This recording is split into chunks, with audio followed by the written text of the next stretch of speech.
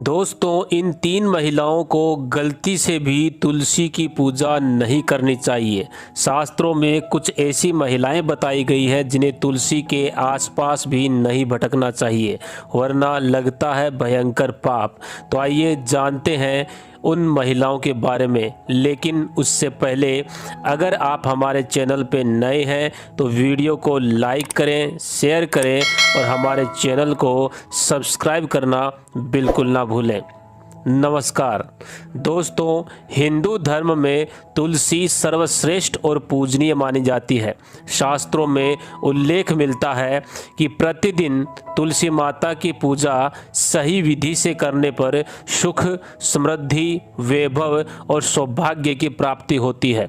दूसरी ओर जिस घर में तुलसी का पौधा नहीं होता या तुलसी की पूजा नहीं की जाती तो वहाँ पर नकारात्मकता वास करती है और परिवार में आपसी कलेश का माहौल बनता है।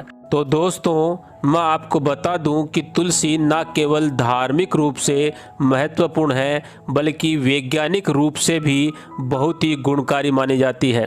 तुलसी में अनेकों औषधीय गुण पाए जाते हैं और तुलसी कई प्रकार की होती है, जैसे रामा तुलसी, श्यामा तुलसी, श्वेत विष्णु तुलसी, वन तुलसी और कपूर तुलसी।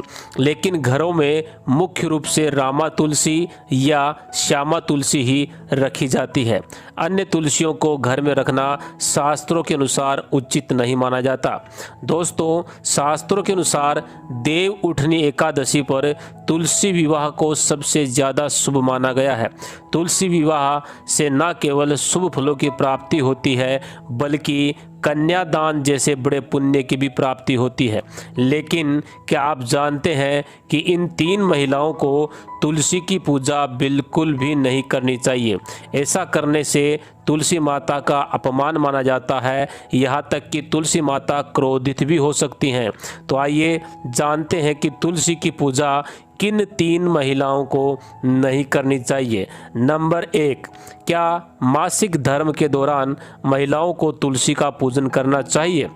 दोस्तों, इस संदर्भ में महाभारत कालीन एक कथा बताई गई है।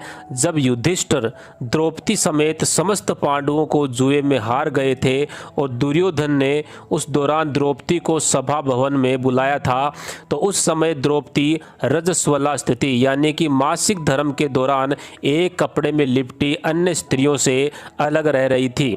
उस समय उसने किसी तरह की पूजा तो दूर, अपने किसी बड़े से आशीर्वाद भी नहीं लिया। प्राचीन काल में ऐसी स्थिति में महिलाओं को सबसे अलग रहना पड़ता था। इसलिए पता चलता है कि मासिक धर्म के दौरान महिलाओं को कोई भी पूजा और तुलसी पूजा भी नहीं करनी चाहिए। ऐसी स्थिति में पूजा करने वाली महिलाओं को भयंकर पाप लगता है। नंबर 2, शादीशुदा महिलाएं, खास तौर से सुहागिन महिलाओं के लिए तुलसी पूजा बहुत ही महत्वपूर्ण मानी जाती है। तुलसी विवाह को भी पूर्ण रूप से करने से वैवाहिक जीवन सफल हो जाता है और ऐसा करने वालों को 7 जन्मों तक का साथ मिल जाता है। लेकिन क्या आप जानते हैं कि अगर आपने हिंदू धर्म के अनुसार विवाह के दौरान 7 फेरे नहीं लिए हैं तो ऐसी महिलाओं को भी पवित्र तुलसी पौधे के आसपास गलती से भी नहीं जाना चाहिए। ऐसी अवस्था में महिलाओं को तुलसी पूजा नहीं करनी चाहिए। बगैर 7 फेरे लिए महिलाओं को तुलसी से दूर ही रहना चाहिए, ऐसा शास्त्रों में कहा गया है। अगर आपने कोर्ट मैरिज की है या लव मैरिज की है और 7 फेरे नहीं लिए तो भी आप तुलसी पूजा करने की अधिकारी नहीं हैं। पहले अपने पति के साथ 7 फेरे लें और उसके बाद पवित्र तुलसी की पूजा करें। 7 फेरे लेने के बाद आप हर धार्मिक कार्य में शामिल हो सकते हैं।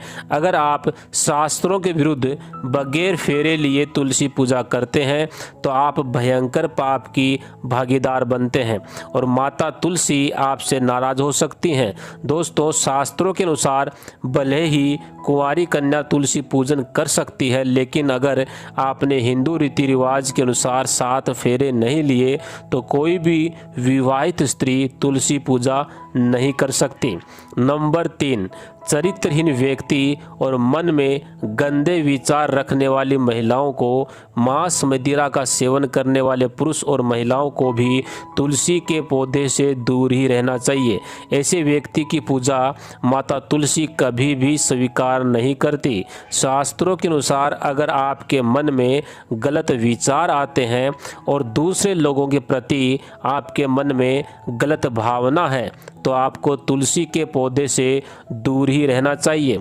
ऐसी महिला या पुरुष को तो तुलसी विवाह में भी शामिल नहीं होना चाहिए। माता तुलसी ऐसे लोगों से हमेशा क्रोधित रहती है और ऐसे व्यक्ति की पूजा भी माता तुलसी कभी स्वीकार नहीं करती। अगर आपका मन सच्चा हो तभी आपको तुलसी की पूजा करनी चाहिए। तो दोस्तों, अगर आप चाहते हैं कि आपके घर में माता तुलसी का स्थायी निवास हो तो इन बातों का ज़रूर ध्यान रखें और कमेंट में लिखें जय माँ तुलसी। और आज इस वीडियो में इतना ही। अगले वीडियो में एक नई जानकारी के साथ फिर आपसे मुलाकात होगी। तब तक के लिए हर हर महादेव, जय श्री राम।